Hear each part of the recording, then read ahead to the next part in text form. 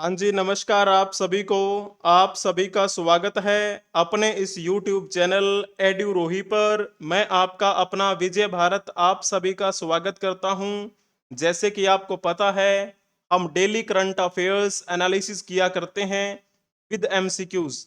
इसी के साथ में हम एक सीरीज चलाया करते हैं, आज का इतिहास। ये जो अपनी कक्षा है वो डेली सुबह 6 बजे प्रीमियर लगाई जाती है अपने इस YouTube चैनल एड्यूरोही ऑफिशियल पर। आज तक इस सुप्रभात सीरीज के हमने हमेशा हर क्लास में 2 भाग किए हैं। पहले भाग में करंट अफेयर्स के बारे में बातें की है और दूसरे भाग में आज के दिन के महत्वपूर्ण ऐतिहासिक दृष्टिकोण की बात की है। लेकिन 1 जुलाई के बाद हम इस कक्षा को 2 भागों में बांट देंगे और आपकी 1 जुलाई के बाद ये कक्षा 2 भागों में अलग अलग हुआ करेंगी। पहली जो कक्षा है करंट अफेयर की, उसका टाइम तो सेम रखा जाएगा, सुबह 6 बजे। लेकिन आज का इतिहास जो सीरीज है उसका नाम आपको बता देंगे कि कब वो क्लास रखी जाएगी। लेकिन ये आपके पास 2 दिन है। आज 29 तारीख तो हो गई है, कल का दिन और है। 2 दिन आपकी ये सेम पोर्शन में क्लास चलेगी, लेकिन 1 जुलाई के बाद आपकी करंट अफेयर की क्लास अलग होगी और आज का इतिहास जो सीरीज है वो क्लास अलग हो जाएगी। आज स्वागत है आप सभी का सुप्रभात सीरीज में। आपको इस कक्षा की पीडीएफ टेलीग्राम चैनल पे मिल जाएगी। आपको सर्च करना है एड्यूरोही 24। इस पीडीएफ के साथ आपको एक मल्टीपल चॉइस क्वेश्चन भी देखने को मिलेगा। जितनी भी क्लासेस आज तक सुप्रभात सीरीज की हुई हैं सभी की पीडीएफ मैंने आपको टेलीग्राम चैनल पे प्रोवाइड करवा दी हैं। वहां से आप चेक कर सकते हैं, डाउनलोड कर सकते हैं। इसके अलावा आप हमें अलग अलग सोशल मीडिया प्लेटफॉर्म के माध्यम से संपर्क कर सकते हैं। सभी सोशल मीडिया प्लेटफॉर्म्स के लिंक आपको डिस्क्रिप्शन में मिल जाएंगे। आप जैसे कि Instagram, Twitter, x, WhatsApp channel, hippie, share chat, मोज, जोश एटसेट्रा, सभी सोशल मीडिया प्लेटफॉर्म के माध्यम से हमसे संपर्क कर सकते हैं। यदि आप इस YouTube चैनल पर नए आए हैं तो इस YouTube चैनल को सब्सक्राइब कर लीजिए और अपने दोस्तों के साथ इसे शेयर भी कर दीजिए। यदि आपको मल्टीपल चॉइस क्वेश्चन करने हैं बहुत सारे, तो आप जाइए अपने YouTube पे, वहां पर आपको एक कम्युनिटी बटन दिखाई देगा। उस पर आप जब क्लिक करेंगे तो आपको ढेरों सारे मल्टीपल चॉइस क्वेश्चन देखने को मिलेंगे।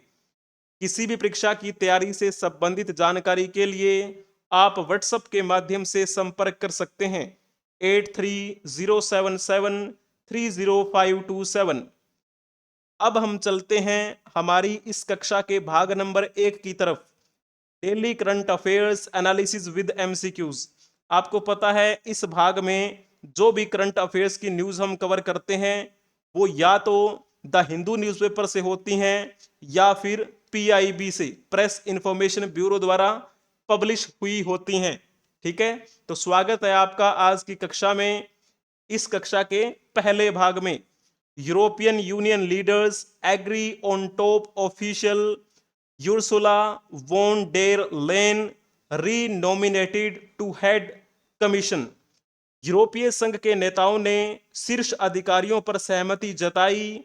उर्सुला वान डेर लेन को आयोग का प्रमुख बनाने के लिए फिर से नामित किया गया। At the side of Mrs von der Leyen would be two new faces, Antonio Costa of Portugal as European Council President and Estonia Kaza Kallas as top diplomat of the world's largest trading bloc।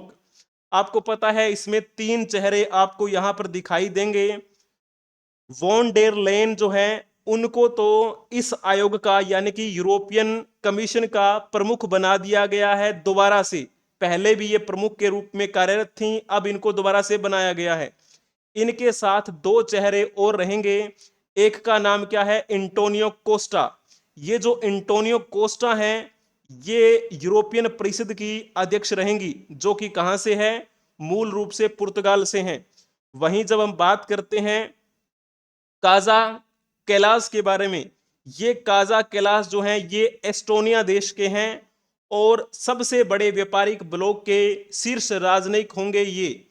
ठीक है, European union के बारे में मैं आपसे एक प्यारा सा क्वेश्चन पूछूंगा।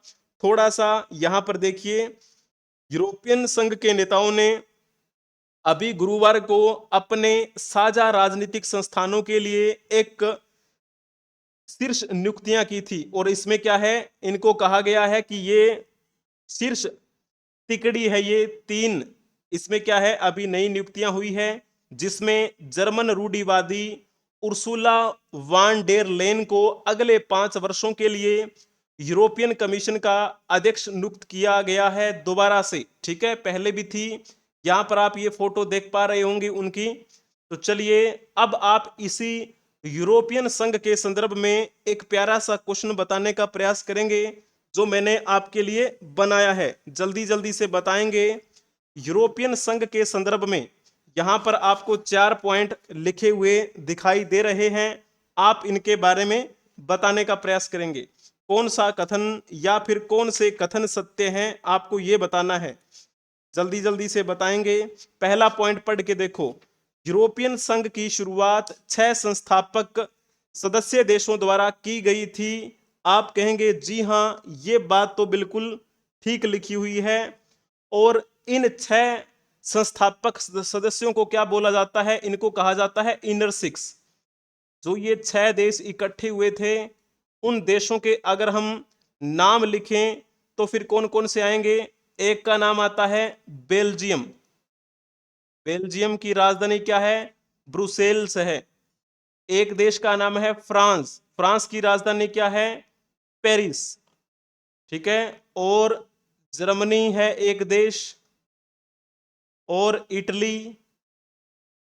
इसके अलावा लग्जमबर्ग और नीदरलैंड। ये 6 देश थे जिन्होंने मिलकर क्या किया था, स्थापना की यूरोपियन संघ की। तो हालांकि डायरेक्ट इन्होंने नाम नहीं रखा था जब इसकी स्थापना की गई थी।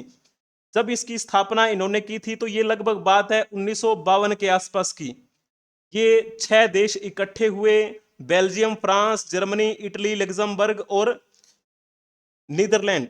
इन्होंने क्या किया, इन्होंने अपने कोयला और इस्पात उत्पादन को एक आम बाजार में रखकर उनकी संप्रभुता के हिस्से को खत्म करने के लिए पेरिस संधि के तहत एक स्थापना की थी जिसका नाम आता है ECSE। एक सेकंड,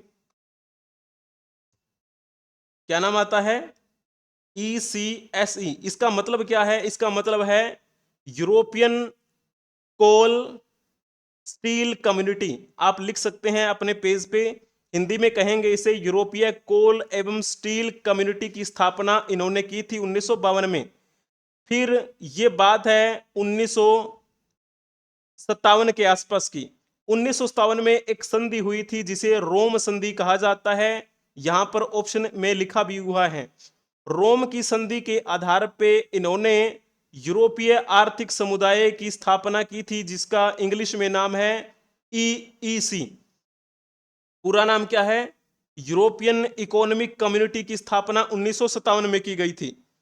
ठीक है, करते करते फिर क्या हुआ, इसमें एक आपको और पॉइंट ध्यान में रखना है। 1957 में ही इन्होंने एक स्थापना और की थी जिसका नाम लिया जाता है EAEC। इसका नाम अगर लिखा जाए तो यूरोपीय परमाणु ऊर्जा समुदाय। ये 3 स्थापना की गई थी इन इनर 6 के द्वारा। बाद में लगभग बात है ये 1965 के आसपास की, जिसे हम विलय संधि के नाम से जानते हैं। विलय संधि का मतलब क्या होता है, जो ये 3 समुदाय है ना, ECSC, EEC, EAEC, इन तीनों का विलय कर दिया गया और विलय करने के बाद एक नया नाम देखने को मिला, यूरोपीय संघ। तो ये थोड़ी सी कहानी थी जो मैंने आपको बताने का प्रयास किया है। ठीक है ना, क्लियर हुआ थोड़ा सा। अब दूसरा पॉइंट देखो। 6 जनवरी 2020 को ब्रिटेन ने यूरोपीय संघ की सदस्यता से इस्तीफा दे दिया। तो ये पॉइंट भी ठीक लिखा हुआ है। पहला पॉइंट ठीक है, दूसरा भी ठीक है। यूरोपियन संघ का मुख्यालय जिनेवा स्विट्जरलैंड में है क्या? आप कहेंगे जी नहीं, ये गलत लिखा हुआ है। तो फिर इसका मुख्यालय कहां पर है? यहां आप लिखेंगे ब्रुसेल्स। ब्रुसेल्स किसकी राजधानी है? बेल्जियम की। जो इनर सिक्स देश है ना, उन्हीं देशों में से एक देश का नाम है बेल्जियम, और बेल्जियम की राजधानी ब्रुसेल्स में यूरोपियन संघ का मुख्यालय बनाया गया। यूरोपीय संघ की आधिकारिक मुद्रा का नाम क्या है? यूरो है। तो आप कहेंगे ये पॉइंट ठीक लिखा हुआ है, लेकिन तीसरा पॉइंट गलत है। जितने भी यूरोपीय संघ के सदस्य देश हैं, उनमें से ज्यादातर जो हैं वो इसी यूरो करेंसी को आधिकारिक मुद्रा मानकर चलते हैं, लेकिन कुछ देश ऐसे भी हैं जो इस मुद्रा को नहीं मानते हैं। ठीक है ना? तो इस प्रकार आपको ये कुछ बिंदु जो है वो ध्यान में रखने हैं। क्लियर हुआ? अब आप इनमें से कौन सा पॉइंट ठीक करेंगे? पहला ठीक है, दूसरा ठीक है और चौथा ठीक है। अगर आपने बी ऑप्शन टिक किया है तो आपका ये बिल्कुल ठीक रहेगा। यूरोपीय केंद्रीय बैंक की स्थापना भी की गई थी, जिसे हम ईसीबी के नाम से जानते हैं। और इन्होंने फिर क्या किया था? इस यूरोपीय संघ के देशों में रहने वाले लोगों को स्थानीय कार्यालयों के लिए भी सक्षम बनाया, और यूरोपीय संसद के लिए भी चुनाव हो, इसके लिए भी इन्होंने प्रयास किया था। ठीक है, तो चलो बहुत ही बढ़िया है। अब यहां पर इनकी ऑफिशियल वेबसाइट का लिंक यहां पर तो मैंने नहीं दिया है, क्योंकि क्लास में तो कैसे ही प्रोवाइड करवाएंगे, लेकिन जब आप उनकी ऑफिशियल वेबसाइट पर आप जाएंगे तो वहां पर इनके कुछ इस तरह के से आपको देखने को मिलेगा। Principles and values, the common principle and values that underline life in EU, freedom, democracy, equality and the rule of law, promoting peace and stability. ये सब कुछ इन क्षेत्रों में काम करना इस यूरोपियन संघ का क्या है? प्रिंसिपल है, इनकी वैल्यूज हैं। शांति बनी रहे, आजादी के लिए सभी क्या हैं? स्वतंत्र रहें, अच्छे से रहें, लोकतंत्र की बहाली हो, सभी लोगों में समानता हो, रूल ऑफ लॉ, कानून का नियम हो। ठीक है ना? तो शांति को प्रमोट किया जाए। बजट के बारे में, लर्निंग कॉर्नर्स, ये सारे के सारे आपको इनकी ऑफिशियल वेबसाइट पर देखने को मिल जाएंगे। क्लियर हुआ? बहुत बढ़िया। अब हम चलते हैं नेक्स्ट न्यूज की तरफ। आप MPs suspension revoked, 6 new members take oath in Rajya Sabha. आपको पता है अभी जो राज्यसभा का सत्र शुरू हुआ है, ये कौन सा सत्र शुरू हुआ है? 264वां सत्र शुरू हुआ है। 2024 में शुरुआत हुई है, क्योंकि आपको पता है 27 जून 2024 को, आज तो 29 जून है, 2 दिन पहले ही लोकसभा एवं राज्यसभा की संयुक्त बैठक बुलाई गई थी, जिसमें अभिभाषण दिया था माननीय श्रीमती द्रौपदी मुर्मू ने। और उस संयुक्त अधिवेशन की अध्यक्षता किसने की थी? हमारे लोकसभा के अध्यक्ष ओम बिरला ने। अब उसी दिन राज्यसभा का सत्र जो है वो भी शुरू हो गया। इसमें आप, जिसे हम आम आदमी पार्टी कह देते हैं, आम आदमी पार्टी के सांसद का निलंबन जो था वो रद्द कर दिया गया, और इस राज्यसभा में 6 नए सदस्यों ने शपथ ली है। आपको पता है ये कभी भंग नहीं होती। Rajya Sabha committee on privileges had presented the 77th and 78th report on the pending matters against mister Singh and 11 others. यहां पर आपको पता होना चाहिए कि कौन से वो आम आदमी पार्टी के सांसद हैं जिनका ये निलंबन रद्द किया गया है। तो उनका नाम क्या है? मिस्टर सिंह, और पूरा नाम क्या है? संजय सिंह है उनका नाम। ठीक है ना? तो हालांकि उनको निलंबित किया गया था, लेकिन अब वो निलंबन रद्द कर दिया गया है। जब हम बात करते हैं ये जो 6 नए इलेक्टेड मेंबर्स हैं इस उच्च सदन में, कहां कहां से है वो? बिहार से, झारखंड से और मध्य प्रदेश से हैं। इन्होंने अभी शपथ ली 27 जून को, जब इनका पहला यानी कि शुरुआती सत्र शुरू हुआ था। और वैसे वो सत्र कौन सा है? 264वां सत्र था वो। ठीक है ना? The upper house held it's first time sitting after the constitution of the 18th Lok Sabha on Thursday. It was first day of 264th of the session of Rajya Sabha. 18वीं लोकसभा का गठन जब जैसे हुआ तो उसके बाद में ये 264वें सत्र का पहला दिन था और इसमें सारी की सारी जो अध्यक्षता की अगर हम बात करें राज्यसभा में कौन बैठा करते हैं, लोकसभा में तो लोकसभा के अध्यक्ष होते हैं और राज्यसभा में किसके द्वारा की जाती है तो राज्यसभा के सभापति के द्वारा, जो वर्तमान में कौन है हमारे जगदीप धनखड़, जो कि हमारे भारत के उपराष्ट्रपति हैं।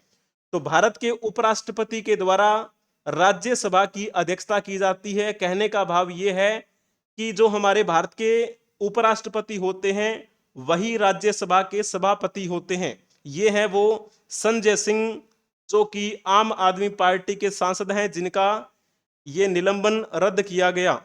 अब आपको ये बताना है भारतीय संविधान के अनुच्छेद रिक्त स्थान के तहत भारत का उपराष्ट्रपति राज्यसभा का पदेन सभापति होगा।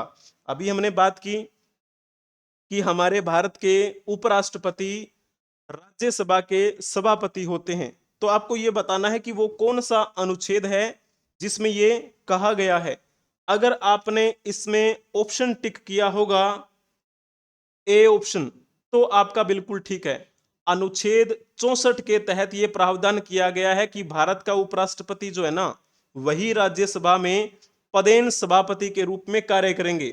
लेकिन जब अनुच्छेद 89 की बात करते हैं तो इसमें क्या कहा गया है, इसमें कहा गया है कि राज्यसभा में सभापति का पद होगा और इसमें उपसभापति का भी पद होता है। ठीक है ना। तो ये दो पद जो हैं इनके बारे में प्रावधान जो है वो कौन से अनुच्छेद के तहत किया गया है, अनुच्छेद 89 में किया गया है। क्लियर हुआ। गलत आपका बिल्कुल भी इसमें नहीं होना चाहिए। थोड़ी सी और बातें अगर हम करें तो जैसे मान के चलो उपराष्ट्रपति हमारे राज्यसभा के सदस्य नहीं होते हैं, ये बात आपको ध्यान में रखनी है, क्योंकि आपको पता है भारत के जो उपराष्ट्रपति हैं वो कहाँ होते हैं, इसके सदस्य नहीं होते ना, लेकिन वो इसके सभापति जरूर होते हैं। अतः इन्हें किस प्रकार का अधिकार नहीं दिया गया, तो आपको पता होना चाहिए कि इनको मतदान का अधिकार नहीं होता है। भारत के उपराष्ट्रपति जो कि राज्यसभा में पदेन सभापति के रूप में भूमिका निभाते हैं, उनको मतदान करने का अधिकार नहीं होता। लेकिन सभापति के रूप में अगर वो चाहें तो निर्णायक मत वो दे सकते हैं। ठीक है ना, निर्णायक मत दे सकते हैं। वैसे वो किसी पार्टी विशेष के पक्ष में या फिर विपक्ष में वोटिंग नहीं कर सकते। ठीक है, तो निर्णायक मत ये दे सकते हैं, ये पॉइंट आपको पता होना चाहिए। अगर मान के चलो आपको ये सोचना है कि मैं उपराष्ट्रपति बनूं, तो इसके लिए क्या क्या अहर्ताएं हैं। अहर्ताएं ये है कि आपकी उम्र कम से कम 35 वर्ष होनी चाहिए अगर आपको उपराष्ट्रपति बनना है तो। ठीक है, और तो ये है कि वो भारत का नागरिक होना चाहिए। अगर आप भारत के नागरिक हैं तो आप उपराष्ट्रपति बन सकते हैं। राज्यसभा का सदस्य निर्वाचित होने के योग्य होना चाहिए। ठीक है ना, राज्यसभा के सदस्य निर्वाचित होने की योग्यता अगर आप रखते हो तो आप उपराष्ट्रपति बन सकते हैं। निर्वाचन के समय किसी भी प्रकार के कोई भी लाभ के पद पर नहीं होना चाहिए, यानी कि आप कह देते हैं ना कि income source, second source of income, ऐसा बिल्कुल भी नहीं होना चाहिए। अगर ऐसा है तो आप नहीं बन पाएंगे। तो चलिए ये कुछ बिंदु जो हैं वो आपको ध्यान में रखने हैं। क्लियर हुआ, बहुत बढ़िया, अति उत्तम। अब हम चलते हैं नेक्स्ट न्यूज की तरफ। IIT Madras launches online MBA for maritime professional. अभी हाल ही में आईआईटी मद्रास के द्वारा एक नया ऑनलाइन कोर्स लॉन्च किया गया है एमबीए का। इसके लिए समुद्री पेशेवरों के लिए इस संस्थान ने कहा है कि ये जो प्रोग्राम है वो 24 महीने का रहेगा। इसमें मशीन लर्निंग, आर्टिफिशियल इंटेलिजेंस और इंटरनेट से संबंधित जो चीजें हैं वो सिखाई जाएंगी और ब्लॉकचेन भी इसमें शामिल होंगी इस कोर्स में। आईआईटी मद्रास के बारे में चलो ये तो एक सूचना के तौर पे मैंने आपको बता दिया, लेकिन एक क्वेश्चन मैं आपसे पूछना चाहूंगा कि हमारे भारत में ऐसा कौन सा संस्थान था, यानी कि जो सबसे पहले आईआईटी के रूप में स्थापित किया गया। ये आपका पूछा गया क्वेश्चन है। ठीक है, आपके क्वेश्चन जो भी मैं करवाता हूं वो लगभग पूछे ही गए होते हैं या फिर बहुत इंपॉर्टेंट होते हैं जो आपसे कभी पूछ लिए गए हैं। तो जल्दी से बताएं आपने इसमें से कौन सा ऑप्शन टिक किया है। अगर आपने इसमें लिखा होगा भारतीय प्रौद्योगिकी संस्थान खड़गपुर तो आपने बिल्कुल ठीक लिखा है।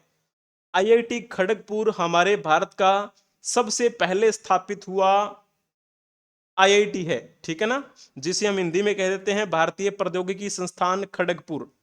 और खड़गपुर कहां पर है, तो ये तो आपका पश्चिम बंगाल में है। पश्चिम बंगाल, तो पश्चिम बंगाल में स्थापित किया गया था। कब की बात है, इसे कब स्थापित किया गया, 1951 में स्थापित किया गया। आपको पता है 1951 में हमारे भारत के प्रमुख नेता कौन थे, तो नाम आता है जवाहरलाल नेहरू। जवाहरलाल नेहरू हमारे भारत के प्रथम प्रधानमंत्री भी थे। आपको पता है, क्लियर हुआ, बहुत बढ़िया। 1951 में इसे स्थापित किया गया था। ये पहला आईआईटी है, राष्ट्रीय महत्व का संस्थान ये है। ठीक है ना, बहुत बढ़िया।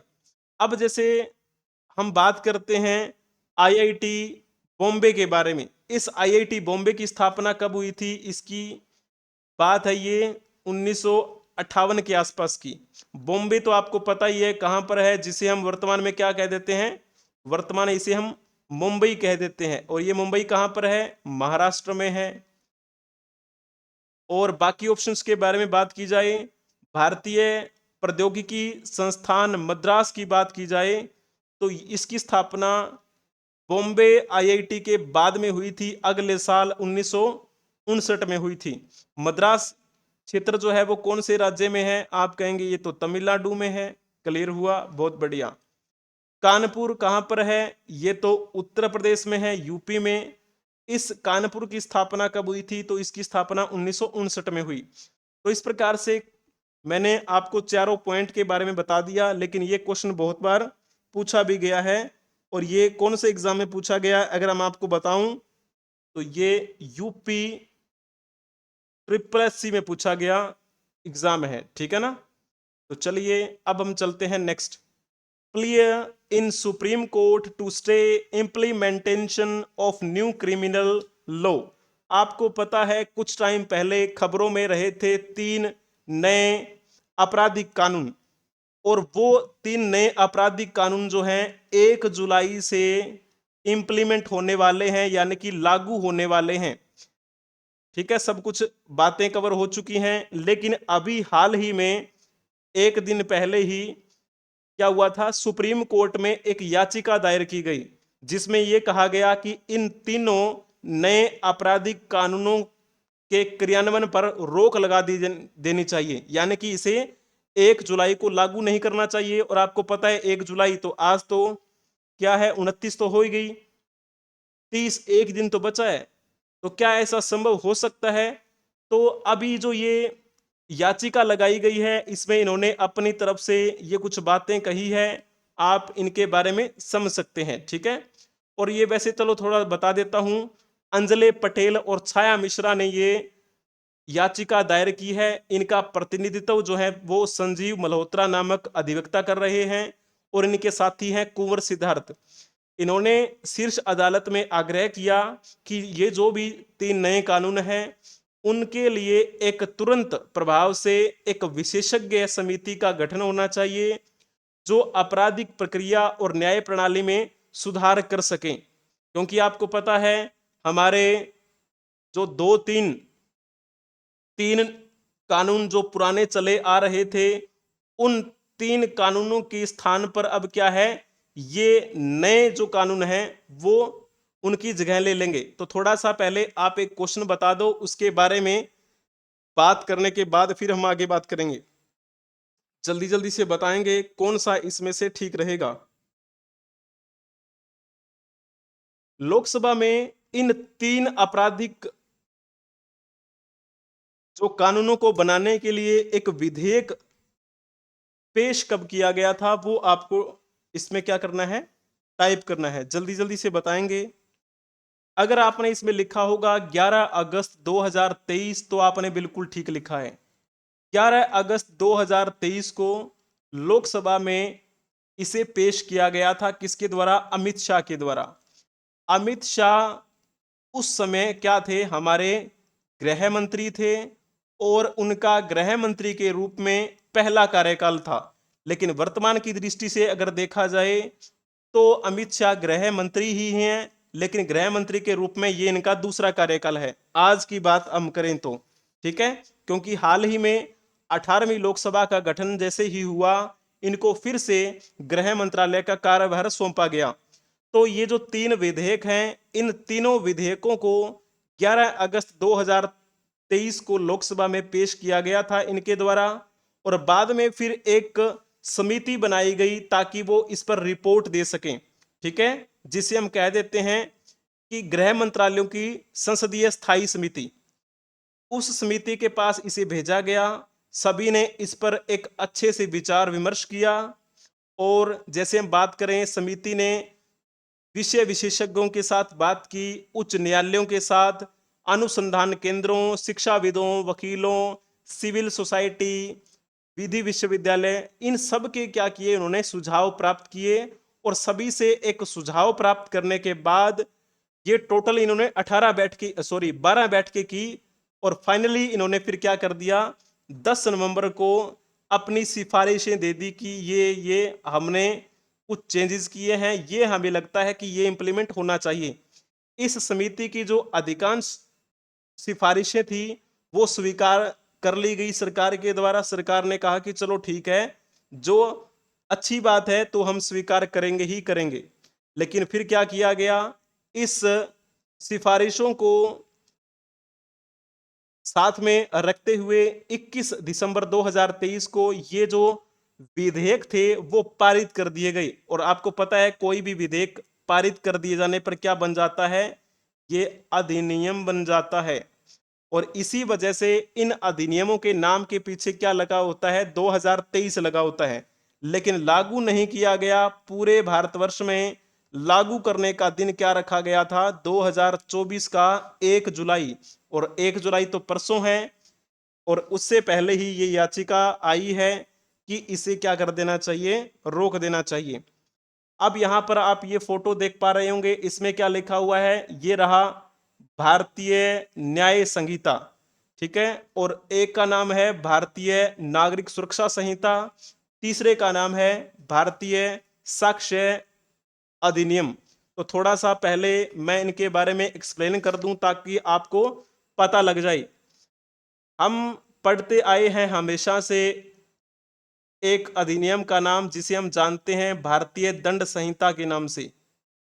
भारतीय दंड संहिता, इसे हम क्या बोल देते हैं, 1860 कहते हैं, क्योंकि ये 1860 में अधिनियमित किया गया। 1860 में अधिनियमित, इसका क्या मतलब है, यानी कि वो पारित हो गया, और जिस दिन पारित हुआ, जिस साल पारित हुआ, वो साल 1860 था, लेकिन लागू नहीं किया गया। तो फिर ये जो भारतीय दंड संहिता अधिनियमित तो कर दिया गया, लागू फिर कब किया गया था, तो आप कहेंगे इसे लागू किया गया था 1 जनवरी 1862 को लागू किया गया। लेकिन यहाँ पे जो हम लिखा करते हैं उसका मतलब क्या होता है, जिस साल वो पारित हुआ था। अब चलो नेक्स्ट बात करें। एक तो हो गया ये भारतीय दंड संहिता जो है, इसके बाद में चलो मैं आपको इकट्ठा ही बता दूंगा ताकि आपको भ्रम ना रहे। एक नाम आपने और सुना है, दंड प्रक्रिया संहिता। दंड प्रक्रिया संहिता 1973 कहते हैं इसे हम। क्यों कहते हैं, क्योंकि इसे 1973 में अधिनियमित किया गया। क्योंकि ये 1973 में क्या हुआ था, अधिनियम बना। तो क्लियर हुआ। तो फिर ये लागू कब किया गया, क्या ये 1973 में ही लागू कर दिया गया था? नहीं, ये लागू अगले साल किया गया था, 1 अप्रैल 1974 को ये लागू किया गया। ठीक है, और जब हम बात करते हैं तीसरे की, तीसरा क्या है, उसका नाम है भारतीय साक्ष्य अधिनियम। भारतीय साक्ष्य अधिनियम ये कब का अधिनियम है? अगर देखा जाए तो ये है 1872 का। ठीक है। और जब बात करते हैं ये कब अधिनियमित हुआ, जाहिर सी बात है 1872 में अधिनियमित हुआ, इसी वजह से तो इसे लिखते हैं हम भारतीय साक्ष्य अधिनियम 1872। इसे लागू कब किया गया था? ठीक है। तो आपको इनके बारे में ये पॉइंट बताना है। मैंने 2 पॉइंट बता दिए हैं। अब इन तीनों का स्थान ले लेंगे ये अब नए वाले जो अधिनियम हैं। भारतीय दंड संहिता की जगह पे क्या नया नाम रखा है उसका? भारतीय न्याय संहिता उसका नाम रखा है। भारतीय न्याय संहिता 2023, क्योंकि 2023 में इसे पारित कर दिया गया, इसी वजह से इसे हमने 2023 लिखा है। लागू कब होना है? 1 जुलाई को लागू होना है। मैंने आपको बताया लागू तो अगले साल भी हो सकता है, 2 साल बाद भी हो सकता है, लेकिन जिस साल पारित होता है कोई भी अधिनियम नाम वही रहता है। और ये देखो नाम से पता लग रहा है भारतीय दंड संहिता। जब इसकी स्थापना की गई तो आपको पता है अंग्रेज थे यहाँ पर, अंग्रेजों ने बनाए थे वो कानून कि किस प्रकार से यहाँ के लोगों को दंड दिया जाना है। लेकिन अब क्या है, थोड़ा सा इसमें नाम में भी परिवर्तन है। फील भी आ रहा होगा कि हमें दंड से ज्यादा ध्यान देना है कि लोगों को न्याय मिले वास्तव में। ठीक है।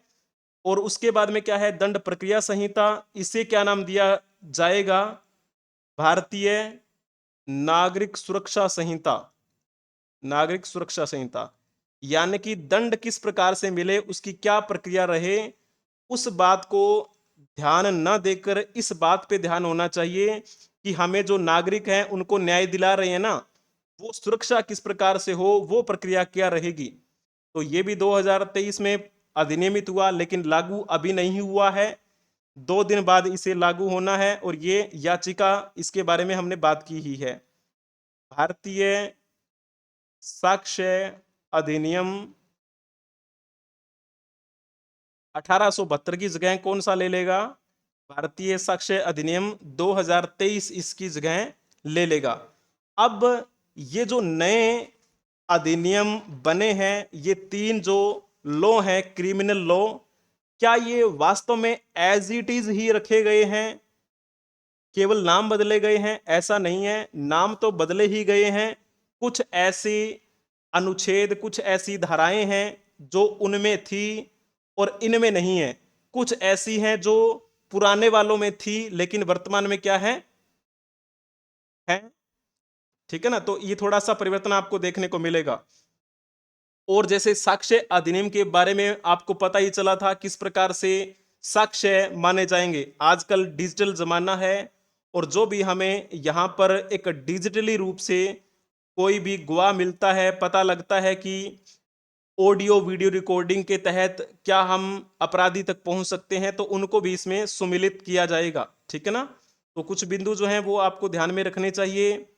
किसी भी पुलिस स्टेशन पर आप एफआईआर दर्ज करवा सकते हैं, चाहे हरियाणा के हों, अगर चाहें तो किसी भी राज्य में करवा सकते हो। ठीक है ना। ये इस बीएनएस की धारा कौन सी रहेगी? तो बीएनएस की धारा 173, ये रहा आपका कौन सा? बीएनएस। इसकी धारा 173 में कहा गया है कि चाहे आपका क्षेत्राधिकार कोई भी हो, आप एफआईआर करवा सकते हैं कहीं भी। एफआईआर की आपको एक निशुल्क प्रति मिलेगी, उसको एक फोटोकॉपी मिलेगी। ठीक है। ये भी 173 में बताया गया है। गिरफ्तारी की जानकारी प्रदर्शित की जाएगी, धारा 37 के तहत ये कहा गया है। ठीक है। फोरेंसिक साक्ष्य संग्रह, वीडियोग्राफी, इनके बारे में भी आपको यहाँ पर एक अच्छा सबूत के तौर पे क्या क्या रहेगा उसके बारे में बातें देखने को मिलेगी धारा 176 के तहत। कार्यवाही बहुत जल्दी हो जाएगी। नए कानूनों में महिला और बच्चों के प्रति जो भी अपराध होंगे उनकी जांच को प्राथमिकता दे दी जाएगी। और सूचना जैसे ही दर्ज हो जाती है उसके 2 महीने के भीतर भीतर जांच पूरी हो सके, इसके लिए बीएनएस की धारा कौन सी रखी गई है? 193। इसमें कहा गया है कि बच्चे और महिलाओं के जो संबंधित अपराध होते हैं उनमें 2 महीने के भीतर जांच पूरी हो जानी चाहिए।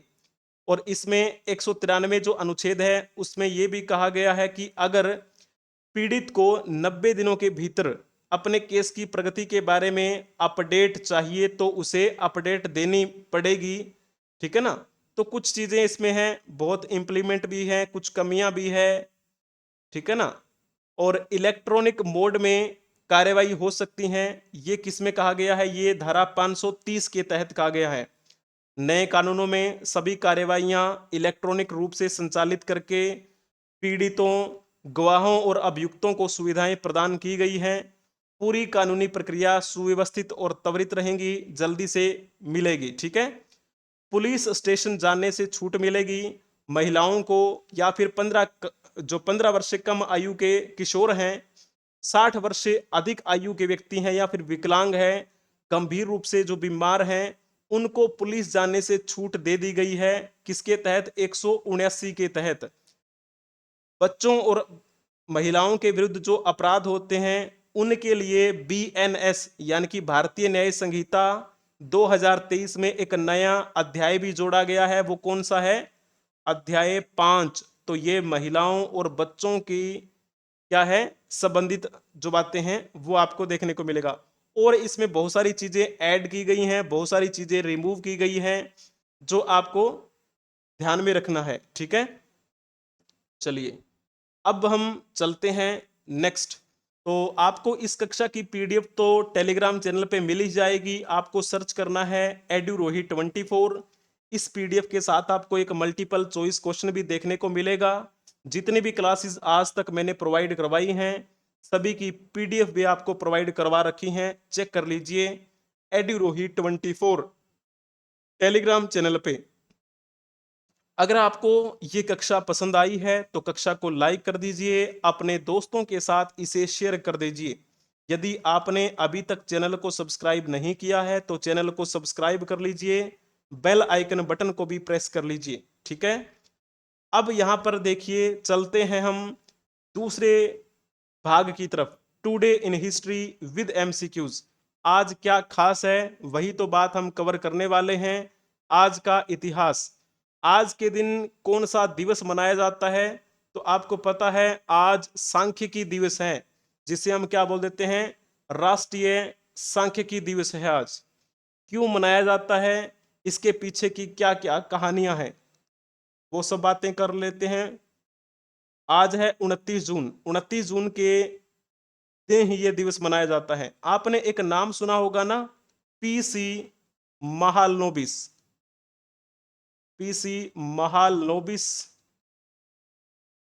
ये पीसी महालनोबिस जो है ना वो भारत के एक प्रसिद्ध वैज्ञानिक रहे थे और साथ में वो एक क्या थे? सांख्यिकीविद थे।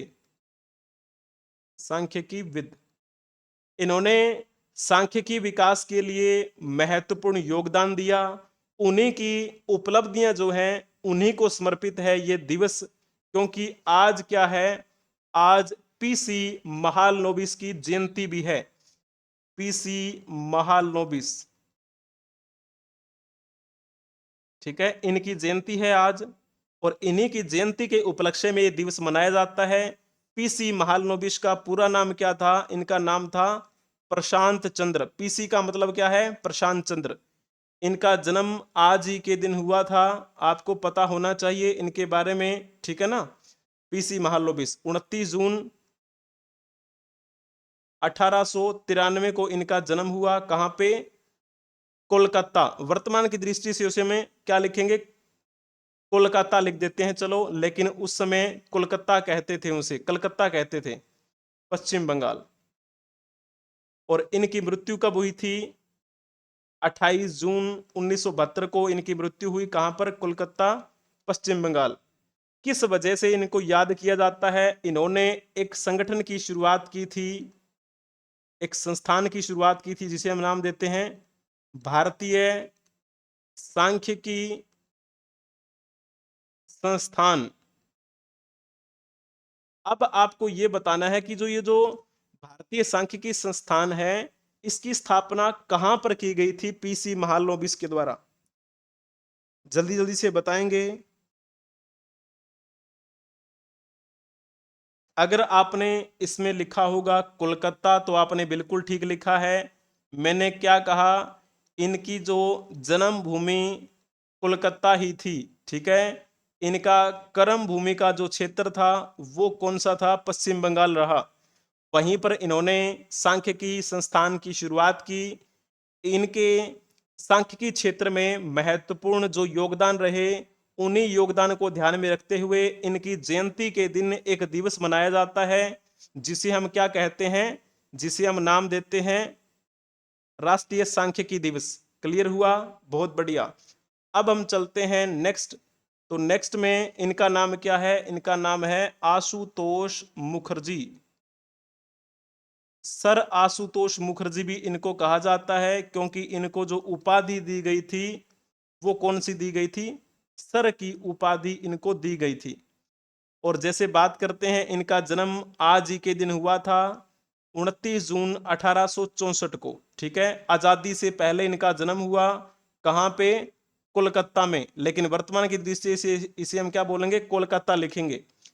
इनकी मृत्यु कब हुई थी, 25 मई 1924 को इनकी मृत्यु हुई थी, ठीक है। तो थोड़ा सा आप इनके बारे में एक क्वेश्चन बताने का प्रयास करेंगे। आशुतोष मुखर्जी के संबंध में निम्नलिखित कथनों पर विचार करें और पहचानें कि कौन सा कथन सत्य नहीं है। जल्दी जल्दी से बताने का प्रयास करेंगे कौन सा इसमें ऑप्शन ठीक रहेगा। पहला पॉइंट पढ़ के देखो, आशुतोष मुखर्जी को आधुनिक बंगाल का निर्माता कहा जाता है। पहला पॉइंट ठीक है, हमें वो टिक करना है जो ठीक नहीं है। आशुतोष मुखर्जी ने 1923 में कोलकाता गणितीय सोसाइटी की स्थापना की। क्या ये बात ठीक है, ये बात ठीक नहीं लिखी हुई है, इसी वजह से हम इसे टिक कर देंगे। अगर उन्होंने 1923 में स्थापना नहीं की थी तो फिर कब की थी, ये बात है 1908 की। 1908 में इन्होंने कलकत्ता गणितीय सोसाइटी की स्थापना की। और इस सोसाइटी के अध्यक्ष कब से कब तक रहे थे, 1908 से लेकर 1923 तक ये कोलकाता गणितीय सोसाइटी के अध्यक्ष रहे। क्लियर हुआ। तो दूसरा पॉइंट गलत था, हमें वो टिक कर देना था। अगर आपने बी ऑप्शन टिक किया है तो बहुत बढ़िया। बाकी ऑप्शन देखो, आशुतोष मुखर्जी 1914 में भारतीय राष्ट्रीय कांग्रेस के उद्घाटन स्तर के पहले अध्यक्ष बने, बिल्कुल ठीक बात है।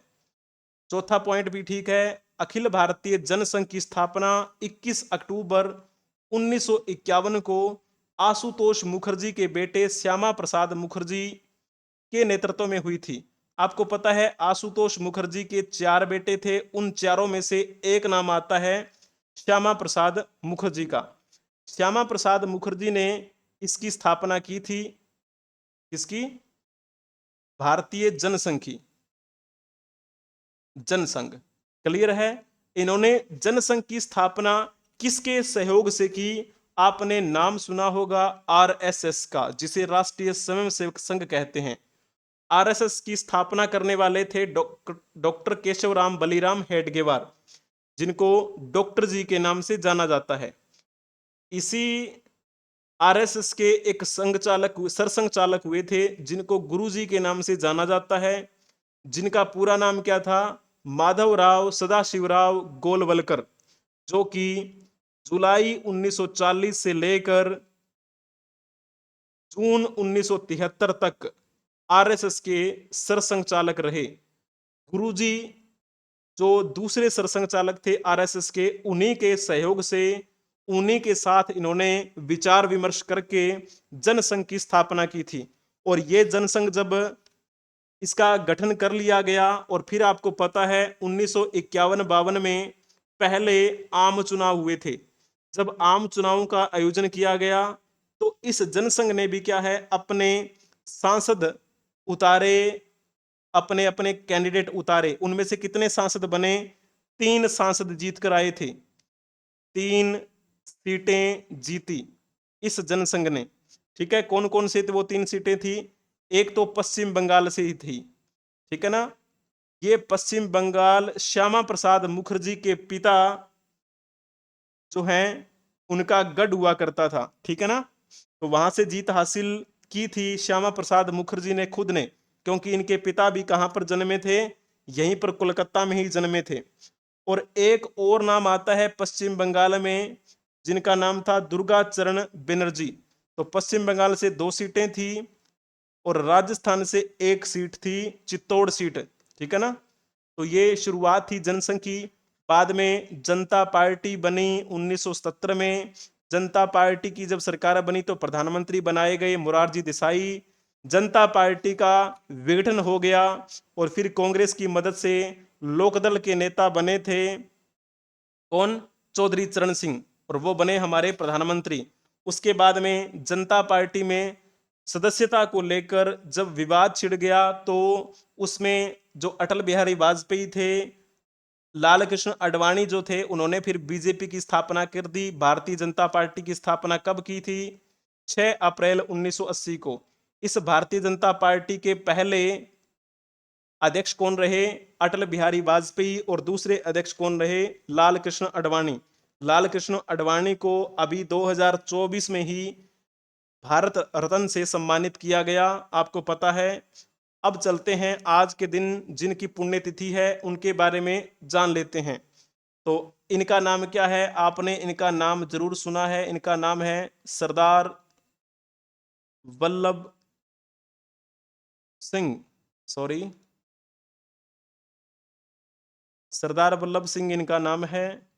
शायद आपने इनका नाम सुना है, बहुत बार सुना है, एक बार नहीं। इनका जन्म 11 जुलाई 1902 को हुआ था रोपड़ में। रोपड़ एक डिस्ट्रिक्ट का नाम है। इसे वर्तमान में रूपनगर के नाम से जाना जाता है। रूपनगर जिला है ये। ठीक है, कहाँ पे? पंजाब में। और इनकी मृत्यु आज के दिन हुई थी 29 जून 1961 को। कौन कौन सी पार्टियों से संबंधित रहे? तो ये इंडियन नेशनल कांग्रेस से संबंधित भी थे, शिरोमणि अकाली दल और अकाली दल से भी संबंधित रहे। और हमारे भारत के कौन से मंत्री थे? क्योंकि आपको पता है अंतरिम सरकार जिसके प्रधानमंत्री जवाहरलाल नेहरू बने थे, स्वतंत्र भारत की पहली जो सरकार थी उसमें किस मंत्री का किरदार इन्होंने निभाया था? जल्दी से बताएंगे। भारत के प्रसिद्ध स्वतंत्रता सेनानी रहे थे और ये हमारे क्या रहे? रक्षा मंत्री रहे, पहले रक्षा मंत्री थे। आपको पता होना चाहिए इनके बारे में। और जैसे हम उत्तर प्रदेश की बात करते हैं, उत्तर प्रदेश की चौथी विधानसभा जो थी उसके विधायक भी रहे। ठीक है ना। 1967 के आसपास बताया जाता है कि उत्तर प्रदेश विधानसभा चुनाव में उन्होंने उत्तर प्रदेश के गोंडा जिले के 15 और गेंसरी विधानसभा निर्वाचन क्षेत्र से अखिल भारतीय जनसंघ की ओर से चुनाव में भाग लिया था। ठीक है, अभी जिनकी हम बात कर रहे थे, जिस पार्टी की बात कर रहे थे, क्लियर हुआ? चलो जी, बहुत बढ़िया। अब हम जान लेते हैं आज इनकी भी पुण्यतिथि है। इनका नाम क्या है? इनका नाम है के जी सुब्रमण्यम। के जी सुब्रमण्यम।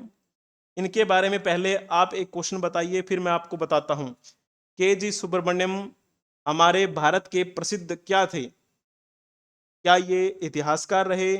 क्या ये साहित्यकार रहे? क्या ये पुरातत्वविद रहे?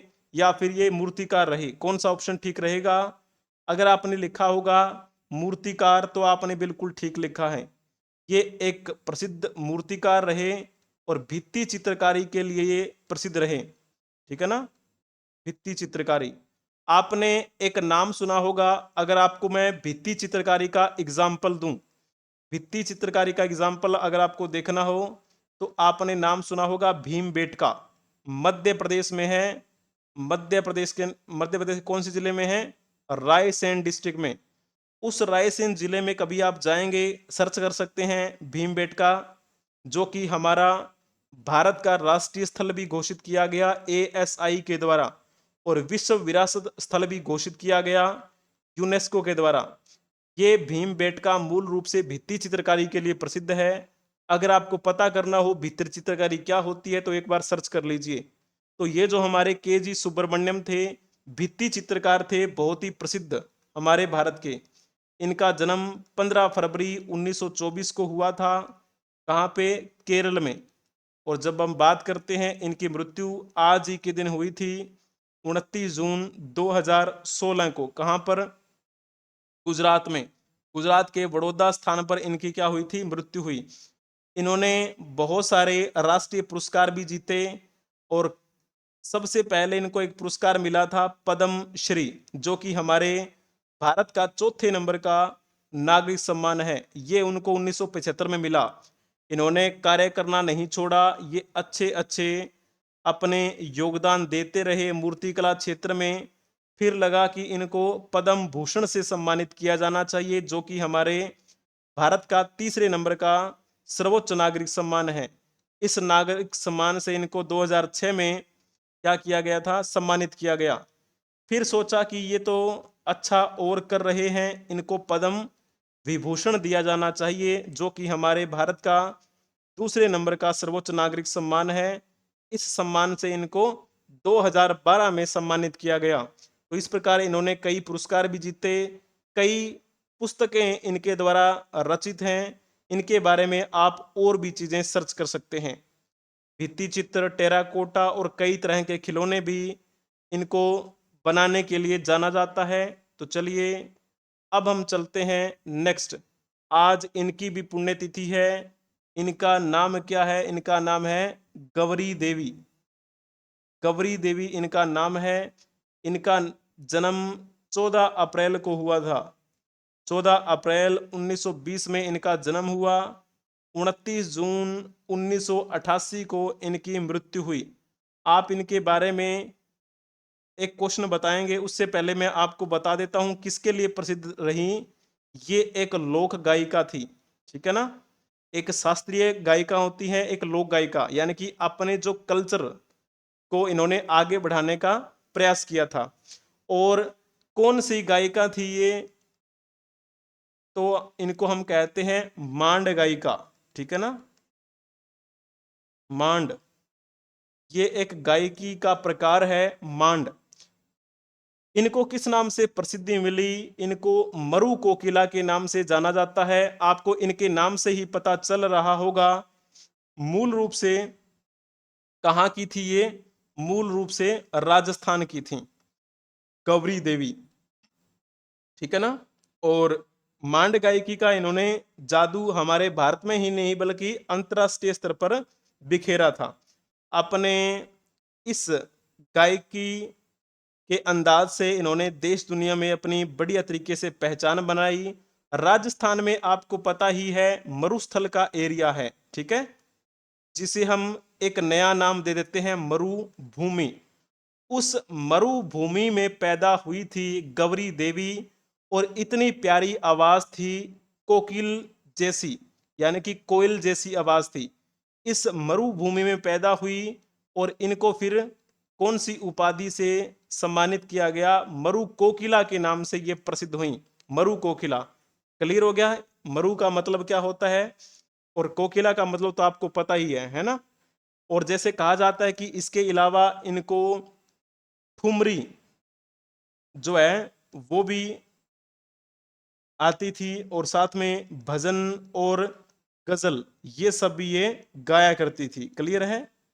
भारतीय जो हमारे कई राज्य हैं वहां पर इन्होंने अपनी अपनी प्रस्तुतियां हैं वो दी।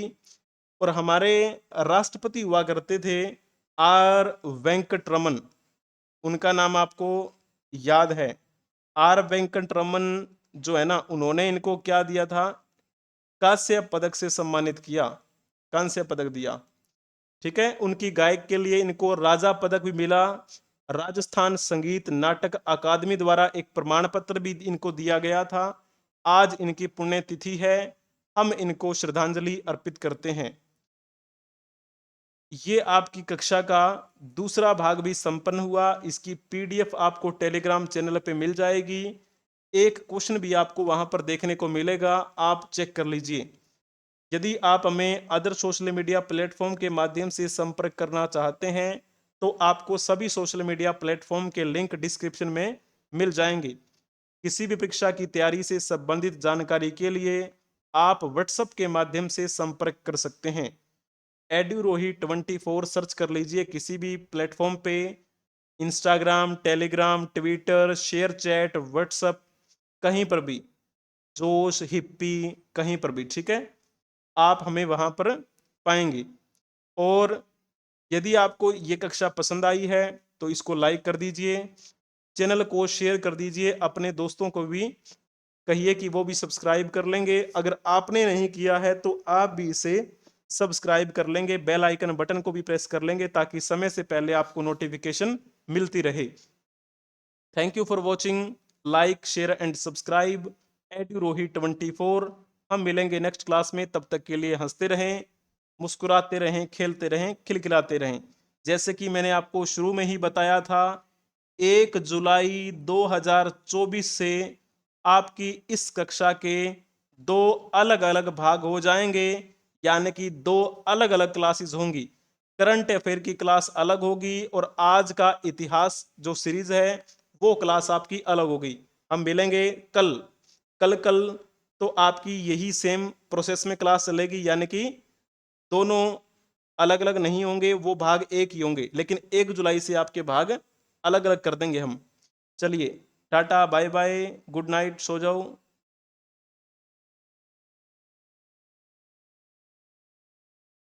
शुभ, हमें गुड नाइट नहीं बोलना चाहिए, गुड मॉर्निंग बोलना चाहिए, क्योंकि मैं थोड़ा जल्दी रिकॉर्ड कर रहा हूँ, अंधेरा है, इसी वजह से। चलिए, दिन हो चुका है, उठ जाइए और अच्छे से कार्य कीजिए। जय हिंद, जय भारत, वंदे मातरम।